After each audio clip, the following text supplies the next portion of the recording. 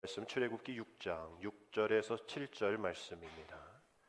우리 한 목소리로 출애굽기 6장 6절에서 7절 함께 있습니다. 그러므로 이스라엘 자손에게 말하기를 나는 여호와라. 내가 애굽 사람의 무거운 짐 밑에서 너희를 빼내며 그들의 노역에서 너희를 건지며 편팔과 여러 큰 심판들로서 너희를 속량하여 너희를 내 백성으로 삼고 나는 너희의 하나님이 되리니 나는 애굽 사람의 무거운 짐 밑에서 너희를 빼낸 너희의 하나님 여호와인 줄 너희가 알지라. 아멘. 할렐루야. 오늘도 3월입니다.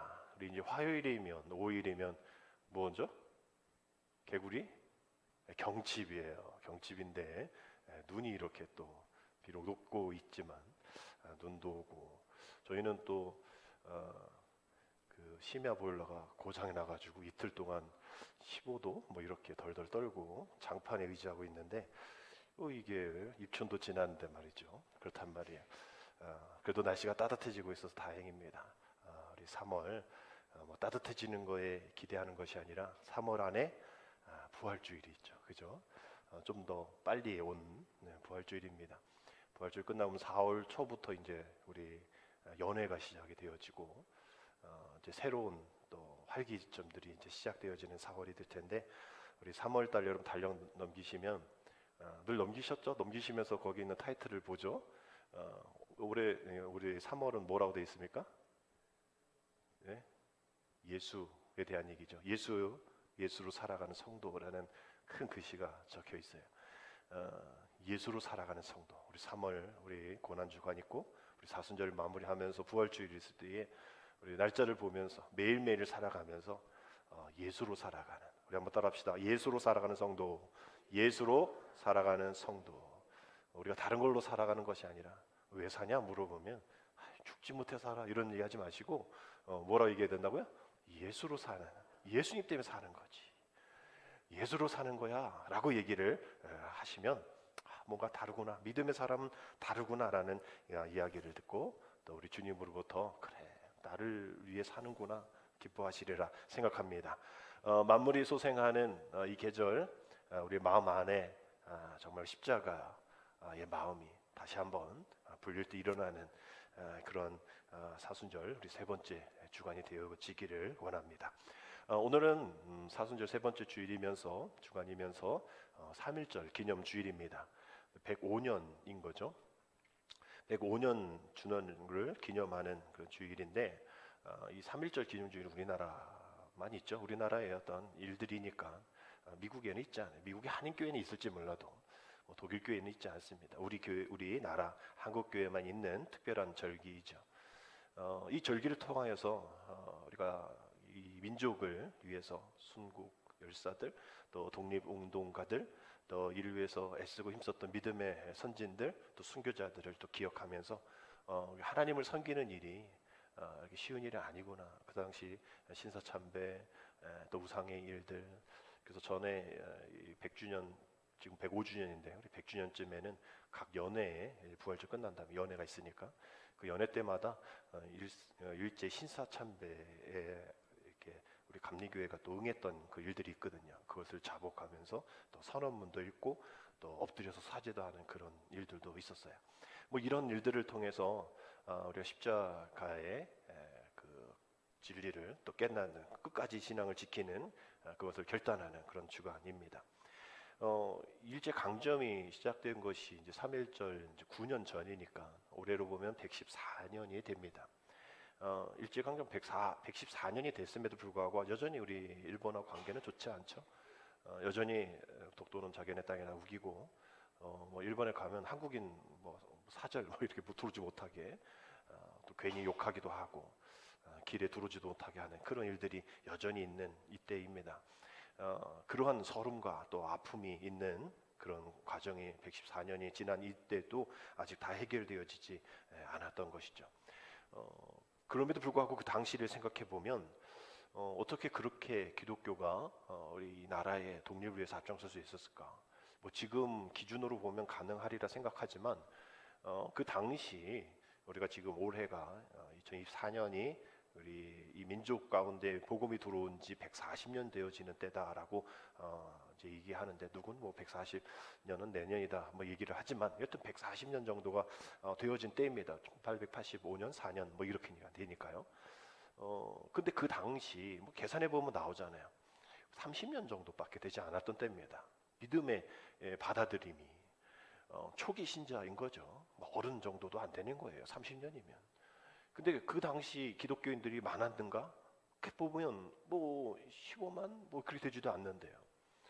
뭐 그 당시 지금 이렇게 이단으로 여겨진 천도교가 뭐 100만 명이니까 지금이야 뭐 20% 25% 기독교인가 되지만 그 당시 1%밖에 되지 않는 그 소수, 지금 뭐 얘기하면 소수 종교잖아요. 거들떠 보지도 않는, 오히려 이단이 더 많은 그러한 때에 이게 민족을 위해서 애썼던 사람들이 대부분 다 기독교인이란 말이죠. 민족의 33민도 그 안에 16명이 그 독립에 대한 그런 일들도 감당했고요. 그래서 이러한 뭐 그렇게 기독교가 애썼다, 3.1절은 기독교가 이뤄낸 일이다 뭐 이러면서 뭐 자랑하기 위해서 이 3.1절 기념주의를 드려야 하는 건가? 뭐 맞는 이야기인 것 같고, 또 우리가 잘 아는 이상화 시인의 빼앗긴들에도 봄이 오는가라는 시를 보면서 뭐 다 읽진 않지만 그 내용들이 그거잖아요. 빼앗긴 것에 대한 이 봄, 자유, 뭐 빼앗김 이런 것을 대조하면서 우리가 그 당시에 대한 뭐 살아 있었던 그 일들이 없는 분들은 체감할 수 없겠지만 이런 시를 읽으면 그래, 이런 어려움이 있었겠구나, 이런 강점기 가운데 역사가 해를 거듭하면 거듭할수록 슬픔과 비극이 이렇게 다가오는구나 막 이러면서 어떤 뭐 기독교의 위대함, 또 빼앗긴 것을 되찾을, 또 지금도 되찾아야 할 뭐 이런 것을 기념하는 주일로서 3.1절 기념주일을 지켜야 하는가, 뭐 이렇게 생각을 해 볼 필요가 있겠죠. 그러나 그것도 어떤 일부분의 사실이긴 합니다. 기독교인 중에 유관순, 또 윤동주, 안중근 이런 분들이 아주 민족의 큰 일들을 감당하셨잖아요. 그러나 우리가 이것이 전부가 아닌 것이죠. 그 당시 표명되지 않는 그런 소수의 종교인 기독교인이 이런 일들을 이뤄내야만 했고, 또 이뤄낼 수 있었던 것은 우리가 그냥 어떤 독립운동에 대한 민족정신, 애국정신 그것을 우리가 기리면서 우리가 나가는 것이 다가 아니라, 오늘 이 주일을 통해서 3.1절 기념주일을 우리가 드리는 이유는 그분들이 그렇게 그 민족을 위해서 지키고 또 순국하고 또 순교할 수 있었던 그 하나, 무엇입니까? 바로 오직 하나님이라는 거죠. 오직 하나님, 유일신이라는 거예요. 그 당시 뭐 신사참배라든지 우상 이런 황제 뭐 이런 걸로 인해서 이러한 일황을 우상하는 일에 그저 고개 한번 까딱거리고 그냥 신사참배하고 그저 하나님 아닌 일황이 우리 하나님이다라고 얘기하면 그냥 편하게 살 수 있었던 그러한 때에, 오직 유일한 분은 유일한 우리 하나님은 오직 하나님 한 분이십니다라는 것을, 그 진리를, 그 신앙을 빼앗기지 않으려고 했었던 그 105년 전, 그 114년 전의 일들을 우리가 생각을 해서, 지금 우리는 우리 앞에 뭐 우상이 있고 또 신사참배가 있고 이거 안 하면 죽고 이런 일은 없지만 105년이 114년이 지난 지금 우리 안에도 하나님 외에 다른 것 있잖아, 우상이 있잖아 라면서 우리 신앙생활을 제대로 할 수 없게 그저 고개 한번 껐덕거리면 되는데 뭐 라면서 얘기했던 105년 전의 일들과 같이 뭐 교회 다녀도 그냥 눈 감아 한번 그냥 그러면 되잖아, 뭐 왜 이렇게 어렵게 살아 라고 얘기하는 많은 유혹 속에서 지금 나는 이겨내면서 살아가고 있는가? 내 모든 것이 3월달 달력처럼 예수로만 사는 삶인가? 갈라디아 2장 20절 말씀처럼 오직 내 안에 예수 그리스도가 사는 그런 삶을 사는가? 아니면 내 안에 보이진 않지만, 내가 무릎 꿇지 않았지만 여전히 내 안에 많은 우상을 통해서 그것도 하나님, 이것도 하나님이라면서 양다리 걸치며 곁길로 행하는 우리의 모습은 있지 않은가? 오늘 3.1절 기념주의를 통하여서 오늘 뭐 어떤 교회는 막 태극기도 막 흔들고 또 뭐 유관순 열사가 되기도 하고 뭐 독립 뭐 이렇게 선언문도 읽기도 하고 하지만 그것도 중요하지만 그 시대의 정신, 그 하나님만을 내 구주로 내 아버지로 고백했기 때문에 목숨을 잃었던 그냥 별거 아닌 거라고 생각했던 그래서 감리교인도 목사도 거기에서 순응하고 하나님 말고도 다른 신이 있다라고 얘기했던 강대상에서 얘기했던 그런 일들의 모습과 같은 지금 타협하고 있는 신앙들이 우리에겐 있지 않은가? 과연 죽음과 두려움으로 하나님을 배반하는 일 있어야 되는가? 우리가 히브리서 9장 27절의 말씀 보면 이런 말씀 있잖아요. 한 번 죽는 것은 사람에게 정해진 것이다라고 얘기해요. 그 후에는 심판이 있기 때문에 우리가 한 번 죽는 것은 사람에게 정해진 것인데 그 당시 하나님 외에 다른 신 없습니다라고 고백함으로 많은 그런 죽음 앞에서 있었던 분들은 이 말씀 사람에게 죽음은 정해진 건데 뭘 두려워해? 그 후에 심판이 있잖아. 하나님 앞에 가서 뭐라 얘기할 거야? 이러한 마음을 가지면서 우리는 지금 예수님을 믿고 오늘도 믿음 생활하고 있느냐? 지금 여호와 유일 신앙으로 그것을 지키며 살아가는 우리의 삶에 분투가 있느냐? 이것을 묻는 질문이 오늘 3.1절 기념주일에 우리가 지키는 기념의가 오늘 여기 있다라는 거예요. 105년이 지난 지금 우리의 삶 속에서 눈에 보이지 않는 수많은 우상들을 가운데 타협되어지고 그런 우상이 하나님의 복음이라 이것이 하나님의 의다라고 그런 달콤한 유혹 속에서 우리에게 우리의 삶 속에 우리의 마음 속에 교묘히 스며 들어와서 우리 신앙을 흩어뜨리는 그런 일들 가운데 우리는 일사각오의 마음, 주기철 목사님 일사각오의 마음처럼 죽을 각오로 신앙을 지키며 독립운동에 앞장섰던 선조의 그런 정신을 본받아서 흩어진 우리의 이러한 신앙들을 재정비할 때가 바로 이때라는 거예요. 우리가 성경 통독을 읽으면서 우리가 열왕기하 또 역대하에서 요시야 왕에 대한 이야기를 읽었어요. 요시야 왕을 읽을 때 특이한 것이 처음에 이렇습니다. 요시야 왕이 올랐을 때 몇 세였더라? 8세였더라 라고 되어 있어요. 아니 8살짜리가 왕이 되면 이거 뭐 제대로 뭐 하겠어요? 다 뒤에서 다 하는 거죠. 신하가 하기도 하고 또 그 친척들이 하기도 하고 막 그랬을 거예요. 그래서 다른 왕들도 더 뭐 어린 왕들도 있었겠죠. 근데 그 왕들이 제대로 왕정을 살피지 못했던 그래서 뭐 40년 지냈더라 뭐 이렇게 했지만 하나님이 보시기에 악한 왕이었다 이런 평가를 많이 받아요. 근데 이 요시야 왕도 마찬가지죠. 앞에 므낫세 그 다음에 아몬으로 이어지는 그 아버지들의 조상들로 그 왕의 그 답습되어지는 그 죄의 우상들을 이 40년 정도 왕정을 했지만 그 이후에 그러한 우상에 대한 부분들의 정비가 있었던 거예요. 그래서 성전을 청소를 합니다. 그래도 뭐 17일 대청소를 하는데 우리 대청소하면 어디서 이게 나오기도 해요. 뭐 잊어버린 거 나오기도 하고. 근데 그 수준이 아닌 거야 그때는.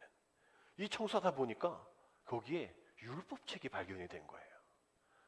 그게 와 기쁘다 뭐 이런 수준이 아니라 이건 엄청 놀라운 일이죠. 이건 지금 우리에게도 놀랄 일은 아니 얼마나 왕이 그 하나님의 말씀을 읽는 그 얼마나 말씀을 읽지 않았을까? 얼마나 그 말씀에 갈망하지 않았을까? 그 왕들이 그러니까 그렇게 쌓여 어딘가 구석에 쌓여 있고 그 하나님의 성전을 청소도 안 하고 그러니까 결국 우리가 뭐 교회 청소합시다, 대청소합시다 하면 이게 아무 의미가 없는 게 아니에요. 그렇다고 뭘 찾아낸다는 게 아니라 하나님은 이렇게 말씀 앞에 나아가지 않는 이 백성에게 청소하라고 그저 뭐 다른 게 아니에요. 뭐 40일 새벽기도 해라 무슨 금식해라가 아니라 그저 청소해. 그저 성전 청소하다 보면 무슨 일이 일어날 거야. 우리는 얘기하죠. 뭐 우리 집도 청소 못하는데 무슨 대청소 전 집에 갑니다. 우리 교회 안에서 일어나는 모든 일들은 다 하나님의 의미가 있다는 거예요. 그 의미를 가지고 뭔가 하다 보면 하나님의 그 의미를 발견하게 하시는 거예요. 하나님이 왜 못하시겠어요? 꿈에 나타나서 야 저기 어디 구석에 내 말씀이 여기 아직도 있는데 나 너무 힘들어 말씀하실 수 있겠지만 그렇게 하지 아니하시고 성전 이 요시야 왕이 하나님의 성전이 더럽혀져 있는 것을 마음 아파하는 그 마음으로부터 시작되어서 성전의 성경책을 율법책을 찾게 그러면서 백성들에게 우리가 얼마나 하나님의 말씀에 이렇게 집중하지 않았는가를 깨닫게 하시는 그 하나님의 훈련이 있었던 것이죠. 그래서 이러한 모습 가운데에 요시아를 통해서 율법책이 발견이 되어서 그냥 잊어버린 거 찾았다 거기서 끝나는 것이 아니라 그 발견된 율법책 안에 있는 내용들, 모세로부터 이어지는 그 말씀들을 이루어내기 위해서 무슨 일을 했냐면 그 예루살렘 유다 땅 모든 곳에 있는 신접한 자들, 무당들, 또 드라빔 우상들 가증한 것을 다 제거하고 다 불태우고 오직 하나님만 섬기는 일에 신앙이 흩어진 일들을 재정비했단 말이에요. 그랬더니 열왕기하 23장 25절에 요시아 왕을 이렇게 평가합니다. 요시아와 같이 마음을 다하며 뜻을 다하며 힘을 다하며 모세의 모든 율법을 따라 여호와께로 돌이킨 왕은 요시아 전에도 없었고 후에도 그와 같은 자가 없었더라. 이런 평가를 받아요. 대단한 평가 아닙니까? 마음을 다하고 뜻을 다하고 힘을 다해서 하나님의 말씀을 따라 여호와께 돌이킨 왕이 많이 없었죠. 또 나이가 어려서 할 수도 없었던데 요시아 왕은 그럼에도 불구하고 그렇게 했다라는 거예요. 요시아밖에 없었다고 해도 요시아 왕이 그렇게 한 것을 잘 본받아라라는 그런 이야기가 담겨져 있는 거겠죠. 하나님의 뜻대로 우리가 새롭게 되어지기를 원한다면 이러한 요시아 왕 같은 일들이 일어나야 되는 거예요. 아버지 선대가 이렇게 했던 건 나는 그냥 어쩔 수 없이 그냥 따라가는 거예요 라면서 내 안에 있는 모든 우상들 그저 내버려 두는 것이 아니라 개혁을 해야죠. 흩어진 것들을 한 마음으로 모아야죠. 믿음의 결단을 새롭게 해야죠. 그래야 하나님으로부터 이러한 칭찬을 받게 되어지는 거예요. 이런 애들이 없었어. 이런 교회가 없었어. 이런 일들이 없었어. 우리 이런 칭찬을 받아야 한다라는 것이죠. 결국 우리 이러한 흩어진 것들을 정비하면서 또 이 105년 전 일어났던 일들도 마찬가지인 거죠. 정말 이러한 일들 가운데 그저 민족의 어떤 독립운동의 위대한 사건으로 끝나는 것이 아니라 이 독립운동을 통하여서 흩어졌던 그러한 사람들이, 흩어졌던 믿음의 신앙들이 저런 순교의 모습을 통해서 내가 다시 한번 믿음으로 나아가야지, 다시 한번 하나님의 유일신앙으로 고백해야지라는 그런 마음으로 한 마음이 되었단 말이에요. 그래서 그 당시 많은 그러한 기독교인들을 소수 종교였기 때문에 무시하고 또 쟤 뭐야 이단으로 여기는 그런 상황 속에서 이러한 하나님의 유일신앙을 믿는 그 믿음으로 시작되어진 이 독립운동을 통해서 기독교가 다시 한번 부흥할 수 있는, 기독교뿐만 아니라 이 나라가 부흥할 수 있었던 그런 귀한 계기를 마련했던 것처럼 우리 이 오늘의 이 3.1 기념운동 기념주의를 통하여서 우리는 이 출애굽의 이스라엘 백성들, 우리 민족과 비슷하잖아요. 기간만 다를 뿐이지만 비슷한 자유함이 없었던, 억울했던 그런 모습 속에 있었던 이 출애굽 시대를 한번 살펴보면서 그 흩어진 그런 마음들을 어떻게 또 유일신앙으로 살지 못했던 우리의 마음에 수많은 차지하고 있는 그런 우상들을 어떻게 물리치며 살아야 될 것인가, 우리 출애굽기의 말씀을 통해서 함께 나눠보려고 합니다. 이 출애굽 사건도 역시 마찬가지예요. 그저 한 민족이 그저 독립을 한 것이다 이런 것이 아니라 역시 마찬가지로 이 독립운동과 동일하게 오직 하나님 한 분만을 섬기기 위한 하나님의 간섭함이다라는 것을 우리는 동일하게 봐야 합니다. 우리 출애굽 역사의 이 모습 속에서 그 자유와 또 그 해방의 모든 원동력이 바로 하나님의 유일신앙에 대한 믿음, 신앙이었던 것이죠. 모세를 통해서 이스라엘 애굽에서 해방시킨 그 일들, 또 출애굽의 과정들과 우리 다 성경 통독을 통해서 읽었어요. 이제 느헤미야서의 말씀을 벌써 이제 구약의 반은 지났습니다.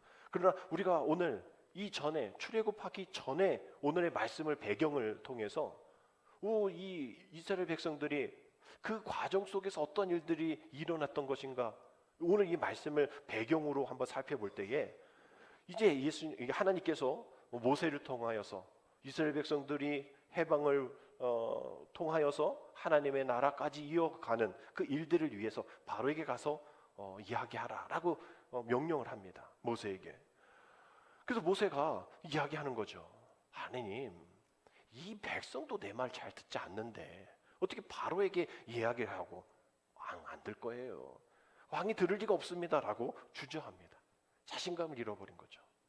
그러나 하나님 계속해서 그래도 바로에게 전하 계속 이야기합니다. 그래서 오늘 본문은 그 하나님의 명을 쫓아서 그 바로에게 전했는데, 그 해방을 요구했는데, 그 이후에 첫 번째 이후에 그 사역에 대한 반응이 나온 상태예요.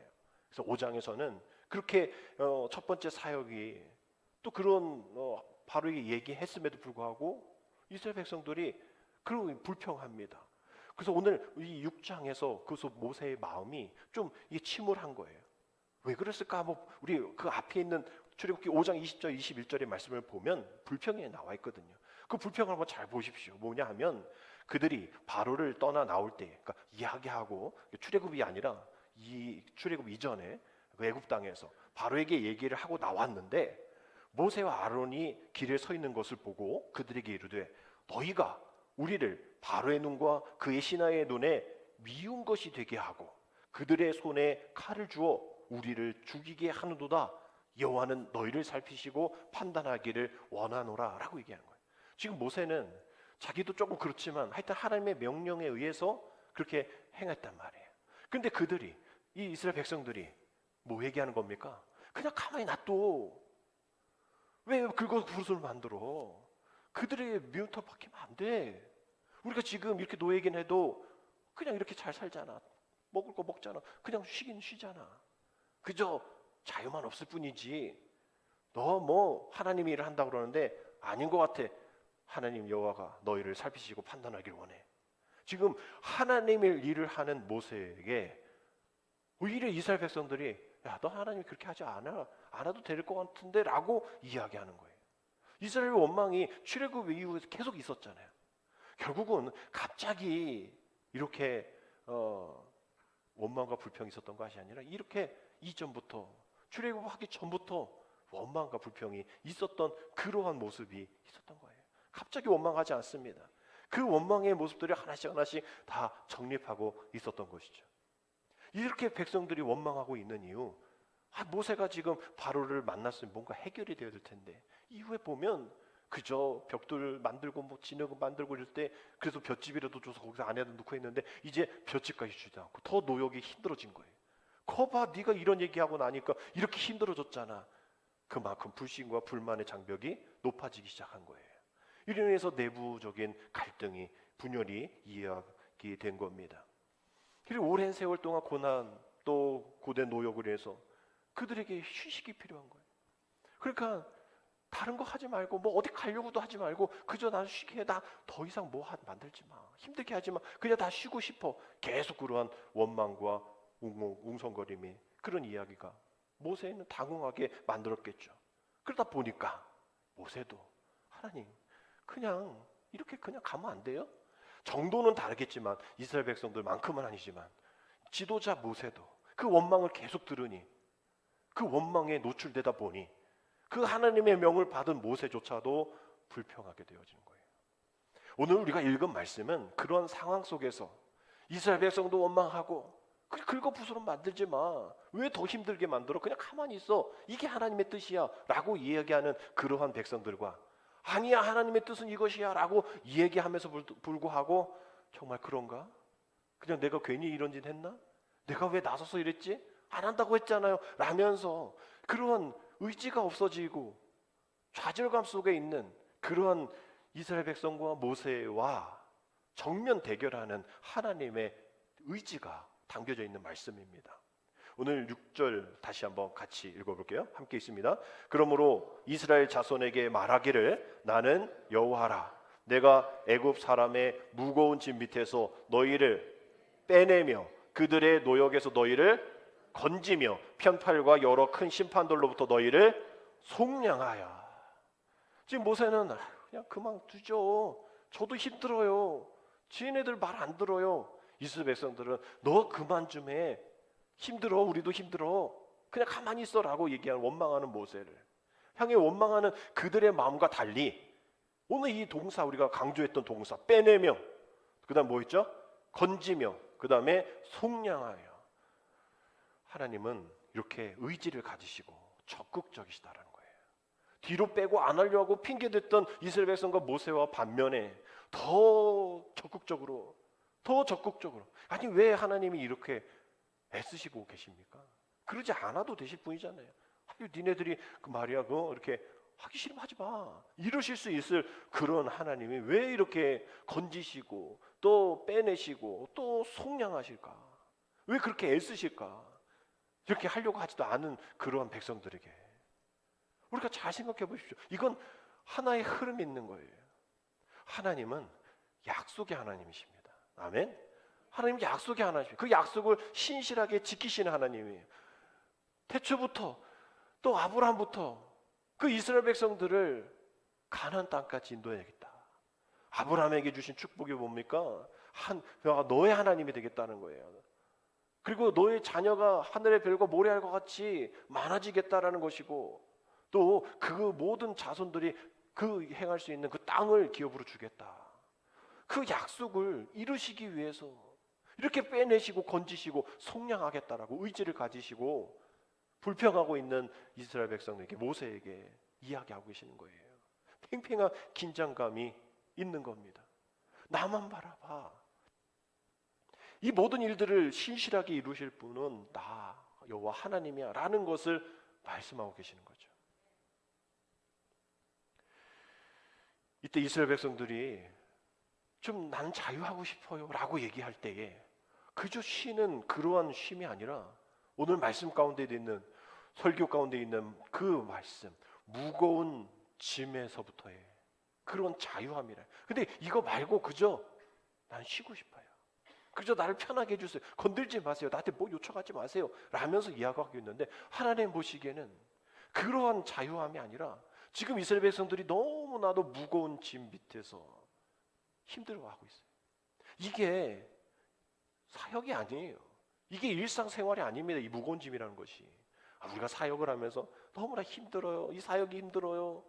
또 우리 가정을 지키는 게 너무 힘들어요. 무거워요 라고 얘기하지만 성경에서 무거운 짐은 죄입니다. 죄.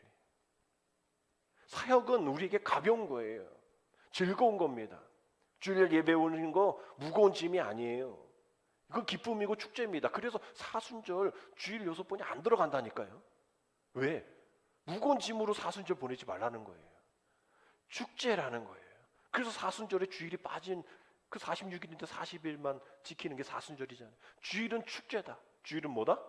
축제다라는 거예요. 거기에 푹 숙이고 우울해하고 눈물 흘리고 그러지 말라는 거예요.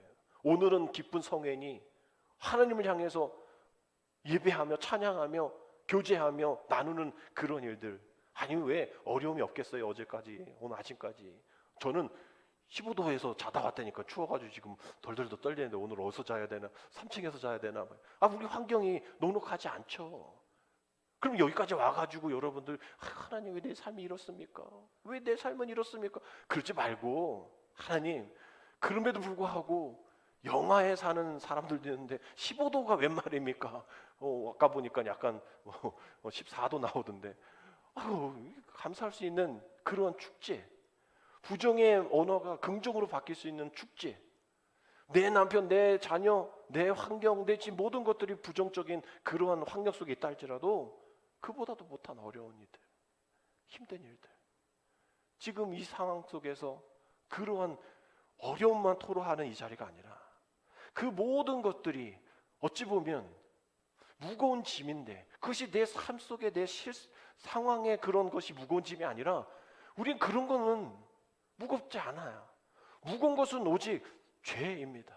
결코 가볍지 않기 때문에 조그만 것이라도 결코 가볍지 않기 때문에 우리는 그 하나님을 믿는 유일하신 하나님을 믿어야 되는 이유는 그 예수님 믿음으로 해서 우리가 생활이 좋아지는 것이 아니라 예수님 믿으면 건강해지는 것이 아니라 우리는 예수님 믿음으로 해서 우리의 무거운 짐 나홀리지고 견디다 못해 쓰러질 수밖에 없는 그 무거운 짐 뭐라고요? 죄. 그 죄가 우리를 무겁게 하기 때문에 우리는 그 죄의 죄책감 속에서 어떤 이는 목숨을 잃고 어떤 이는 그 어떻게 해야 될지 몰라서 힘들어하고 있는 마음 아파하고 있는 이들이 너무나 많다라는 거예요.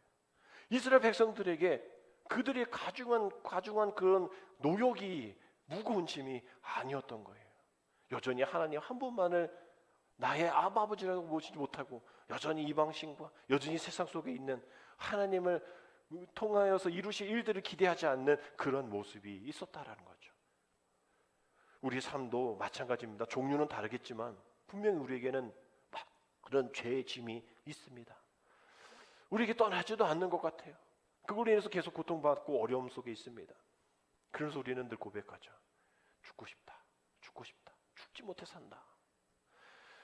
우리는 그럴 때마다 예수를 바라보고 그럴 때마다 더욱더 이러한 이 독립운동의 그러한 순교자들처럼 일사각오, 죽을 각오를 가지고 오직 사람이 죽은 것 정해진 것이기에 내가 죽으면 죽으리라.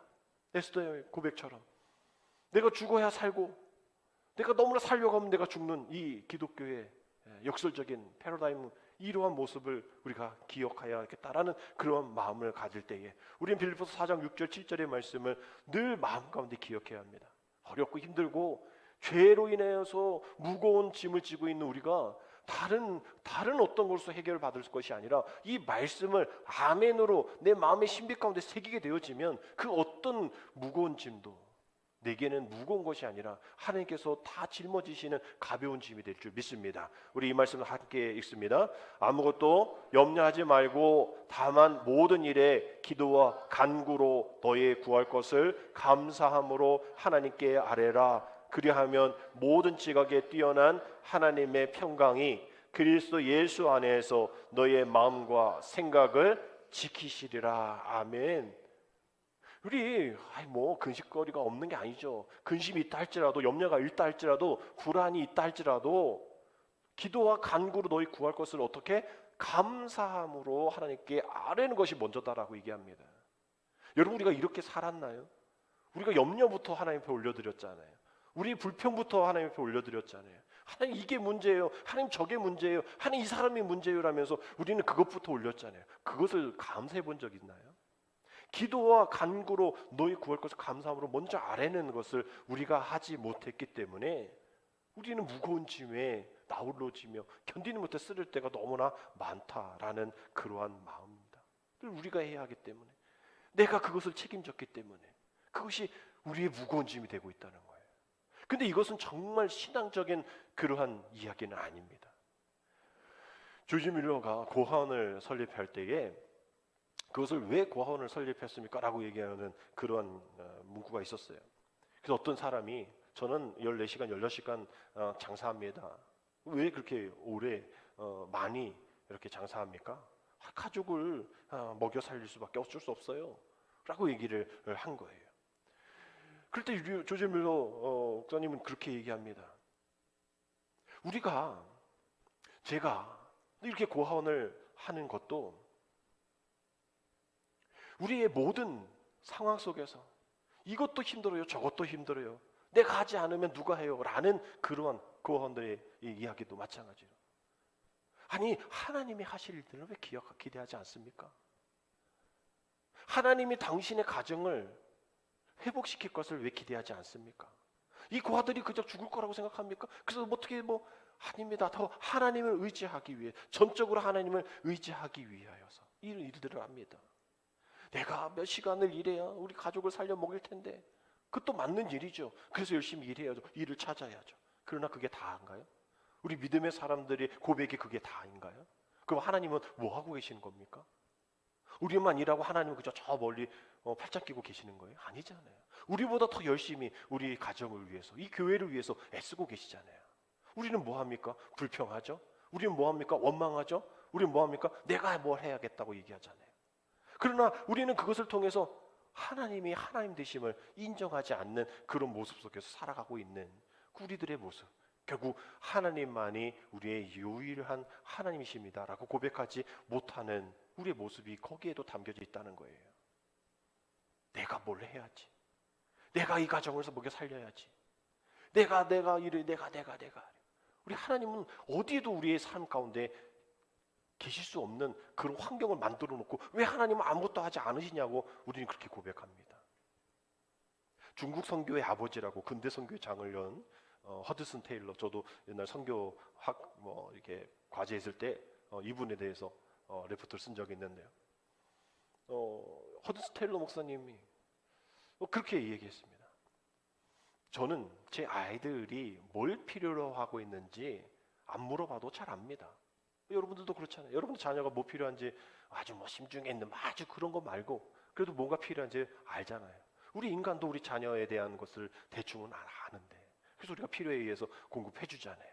마찬가지로 하나님 아버지도 저의 필요를 잘 아시고 채워주시는 분입니다 라면서 이러한 이야기를 했어요. Faith Mission.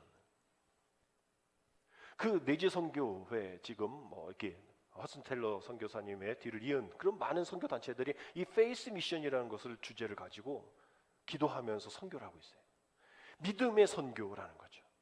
하나님의 돌보심에 대해서 우리가 아무것도 하지 않는 게 아니라 난 이것도 해야 돼요. 이걸 내가 먹여 살려야 돼. 내가 뭐 해야 되고 아니라 그것보다도 먼저 하나님 우리 내가 내 자녀의 것들도 아는데 하나님 아버지 되신 분이 내 부족함 모르겠냐는 거예요. 내 염려, 내 근심 모르겠냐는 거예요. 다 채워주실 준비하고 계시는데 우리는 왜 그 하나님을 저 멀리 저 뒷짐지고 계시게 만드냐는 거예요. 우리가 해야 할 제일 첫 번째는 그 하나님이 아버지 되심을 인정하는 거라는 거예요. 그것이 페이스 믿음이라고. 페이스. 그 믿음이라는 거예요. 그것이 선교가 되고 우리의 가정이 되고 우리의 사역이 되어져야 한다라는 그런 이야기인 것이죠. 우리 주님은 마태복음 11장 28절에 뭐라 말씀하십니까? 우리 자막 한번 같이 읽습니다. 수고하고 무거운 짐진 자들아 다 내게로 오라. 내가 너희를 쉬게 하리라. 무거운 죄의 짐 밑에서 허덕이고 있는 우리에게 가장 필요한 것은 바로 우리의 아버지 되신 주님의 강한 손을 인정하는 겁니다. 오늘 본문 앞부분에 출애굽기 6장 1절의 말씀을 보면 하나님께서 모세에게 이렇게 말씀하십니다. 여호와께서 모세에게 이르시되 이제 내가 바로에게 하는 일을 내가 보리라. 강한 손으로 말미암아 바로가 그들을 보내리라. 강한 손으로 말미암아 바로가 그들을 그의 땅에서 쫓아내리라 라는 말씀이 나옵니다. 이 말씀에서 우리의 삶의 모든 역사 속에 역동하시고 개입하시는 그 하나님에 대한 은유의 표현이 강한 손, 이 강한 손이라는 말을 두 번이나 반복하고 있습니다. 이렇게 하나님께서 강한 손으로 이렇게 보면 그 바로가 그들을 보내리라 라는 말씀과 강한 손으로 인하여 바로가 그들을 그의 땅에서 쫓아내리라, 두 가지의 말씀을 합니다. 하나님의 말씀에 순종하고 모세의 말을 경청할 때에 그 하나님의 되어진 일들을 통해서 보내짐을 받는 사람이 있는 반면에 나는 안 가요, 못해요, 그것은 아니에요라고 불평하고 원망하고 세상 거 붙잡고 있는 이들은 그냥 내버려 두는 것이 아니라 어떻게 해서든지 끌고 여기서 보니까 쫓아내리라라고 해요. 누구는 보내리라라고 되어 있는데 누구는 쫓아내리라라고 했어요. 여러분, 우리가 하나님의 섭리 가운데에 그것을 통하여서 보냄을 받는 사람이 되어야지 쫓아내는 그런 난 하나님 이거 아니면 안 돼요, 이거 못하겠어요 해서 하나님이 강권적으로 끌어내는, 쫓아내는 그런 사람이 되어지지 아니하도록, 이런 사람들이, 불평했던 사람들이 결국 출애굽의 그 과정 속에서 뭐가 없어요, 물이 없어요, 뭐 빵이 없어요, 고기가 없어요, 이런 불평을 했던 그 사람들이잖아요. 그래서 이렇게 하나님은 이스라엘 백성들의 신음을 들으시고 그 강한 손으로 그 조상들과 맺은 그 언약을 기억하시는 그러한 말씀들이 나옵니다. 이러한 하나님께서 오늘도 저와 여러분들이 그 깔려있는 그 무거운 짐 밑에 가쁜 숨을 쉬는 상황에서 우리를 자유롭게 하시려고 편팔로 밤낮 애쓰고 계시다라는 거예요. 그러면서 이렇게 외치는 겁니다. 너는 내 백성이다. 너희는 내 백성이야. 나는 너의 하나님이야. 여기보다 더 큰 위로의 말씀이 어디 있습니까? 105년 전 기독교가 이 땅에 들어온 지 고작 30몇 년밖에 되지 않고 전 인구의 1%밖에 되어지지 않는 소수 종교가 민족이 도탄에 빠졌을 때에 그 민족의 아픔을 외면하지 아니하고 그 강한 손으로 우리를 이끌어 주옵소서, 그래서 일제로부터 우리를 보내어 주옵소서, 해방시켜 주옵소서라고 기대하고 기도했던 우리의 믿음의 선조들이 그 독립운동에 동참하면서 분명히 모든 것들을 이루실 분은 오직 하나님 한 분이십니다라고 고백했던 그 고백이 지금 우리의 고백이 되어야 합니다. 지금 우리 한국교회 다른 교단 말고 우리 감리교 120만 성도 6,600개 교회가 세워져 있잖아요. 12만 명이 아니라 120만 명입니다. 아직도 무거운 짐 밑에서 자유롭지 못하는 그러한 많은 영혼들이 있죠. 부끄러운 우리들의 모습도 있습니다. 우리 출애굽기 6장 7절 오늘 본문의 말씀 한번 다시 읽을 텐데, 너희를 내 백성으로 삼고 나는 너희의 하나님이 되리니 나는 애굽 사람의 무거운 짐 밑에서 너희를 빼낸 너희의 하나님 여호와인 줄 너희가 알지라 라고 되어 있어요. 우리 하나님께서 우리에게 이러한 독립과 또 전쟁 속에서의 모든 그런 자유함을 주신 이유는 다른 것 아니죠. 내가 너의 하나님인 줄 알아. 그 알기만 하면 돼 라고 얘기하는 거예요. 근데 안타깝게도 이렇게 하나님께서 낙심한 모세를 또 백성들을 격려해 주시고 계시는데, 그 해방의 말씀, 희망의 말씀을 주는데도 불구하고 그 뒤에 가보면 9절에 뭐라 나옵니까? 모세가 이와 같이 이스라엘 자손에게 전하나 부정의 분위기가 나오죠. 그들의 마음이 상함과 가혹한 노역으로 말미암아 모세의 말을 듣지 아니하였더라라고 나와 있어요. 그렇게 전했는데 그들의 마음의 상함과 그 가혹한 노역 때문에 그 하나님의 말씀, 모세의 말을 듣지 않았다라는 거예요. 때로는 우리가 말씀이 귀에 들리지 않아요, 말씀이 안 들어와요 라고 얘기할 때에 두 가지입니다. 마음이 상한 거예요. 뭔가 그 사람 때문에, 또 그 일들 때문에, 또 그러한 장소 때문에 마음이 상해 있는 것이 가득 있고, 거기에다 내 삶이 좀 편안하면 그거라도 잊어버릴 텐데, 돌아서면 또 집에 와보면 또 내일을 생각하면 가혹한 노역이 펼쳐져 있는 삶. 그렇게 되어지니까 이거는 마음도 상했고 가혹한 노역인데 무슨 말씀이 들어옵니까? 무슨 말씀대로 행합니까? 이렇게 얘기하다는 거예요. 백성들은 마음이 상해서 그 모세의 하나님의 그 희망의 소리를 듣지 못하는 거예요. 오직 다른 것 아니잖아요. 여호와 하나님이 그렇게 너희를 빼낸, 그 무거운 짐 밑에서 너희를 빼낸 하나님임을 좀 알기만 하면 돼 라고 얘기했는데도 그 말을 듣지 않는다라는 거예요. 사람들은 자기가 듣고 싶은 얘기만 듣기 때문인 거죠.